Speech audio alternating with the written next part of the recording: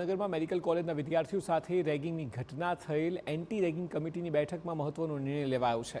કમિટીની તપાસ બાદ 6 વિદ્યાર્થીઓ દોષિત જાહેર થયા છે. રેગિંગ કરનાર 6 વિદ્યાર્થીઓને સસ્પેન્ડ કરી દેવાયા છે. દોષિતોને સાંજના 6 વાગ્યા સુધીમાં હોસ્ટેલ ખાલી કરવાની સૂચના આપવામાં આવી છે. એકેડેમિક અને હોસ્પિટલની કામગીરીથી દૂર રહેવાના પણ આદેશ આપી દેવાયા છે. એનએમસીની જોગવાઈ મુજબ કાર્યવાહી કરવામાં આવી છે. 6 જેટલા દોષિતો સામે પોલીસ ફરિયાદ માટે પણ તજવીજ હાથ ધરાઈ છે.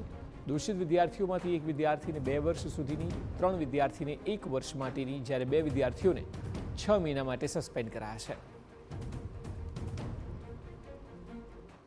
એક વિદ્યાર્થીને 2 વર્ષ માટે, 3 વિદ્યાર્થીને 1 વર્ષ માટે અને 2 વિદ્યાર્થીઓને 6 મહિના માટે આ કમિટી દ્વારા એવું સૂચવવામાં આવેલ છે કે કોલેજમાંથી સસ્પેન્ડ કરવામાં આવે છે. તે દરમિયાન તેઓ ક્લિનિકલ કે એકેડેમિક કોઈપણ પ્રવૃત્તિમાં ભાગ નહીં લઈ શકે અને સરટી હોસ્પિટલ ખાતે હોસ્પિટલમાં પણ તેઓના સમયગાળા દરમિયાન તેઓ ભાગ નહીં લઈ શકે. આરોગ્ય પ્રધાન પ્રફુલ્લ પાનસેરિયાએ રેગિંગ મુદ્દે આપ્યા હતા કડક કાર્યવાહીના આદેશ.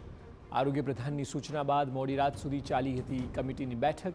એન્ટી રેગિંગ કમિટીની મેરેથોન બેઠક બાદ દોષિતોની હોસ્ટેલમાંથી હકાલપટ્ટી કરાઈ. રેગિંગ મામલે આરોગ્ય પ્રધાન પ્રફુલ્લ પાનસેરિયાએ નિવેદન આપ્યું કે દોષિત વિદ્યાર્થીઓ સામે તાત્કાલિક અને કડક પગલાં લેવાય. વિદ્યાર્થીઓની સુરક્ષા અને સન્માન સાથે કોઈ સમાધાન નહીં થાય. અમાનવીય વર્તન મુદ્દે આરોગ્ય વિભાગ હંમેશા સતર્ક અને ગંભીર. એન્ટી રેગિંગ કમિટીની કામગીરીની પ્રશંસા કરવામાં આવી. ખૂબ જ ડેન્જરસ વસ્તુ સભ્ય સમાજ માટે, કારણ કે ડૉક્ટર બન્યા પછી પણ તમારામાં દયા, ભાવના, લાગણી, કરુણા ન હોય તો કોઈ મિનિંગ નથી ડૉક્ટર બનવાનું. તુરંત જ કાર્યવાહી થશે. અમે 24 કલાકની અંદર આ બદમાશોના કૃત્યને ઉઘાડા પાડી અને તુરંત જ અમારી રેગિંગ કમિટી એમને સજા કરી છે.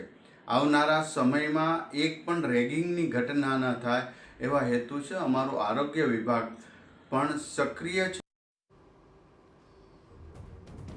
ઉલ્લેખનીય છે કે ગઈકાલે સાંજે 5 વાગે એન્ટી રેગિંગ કમિટીની બેઠક શરૂ થઈ હતી, જે મોડી રાત્રે 2 વાગ્યા સુધી ચાલી, જેમાં દોષિતો સામે આકરા પગલાં લેવાયા છે.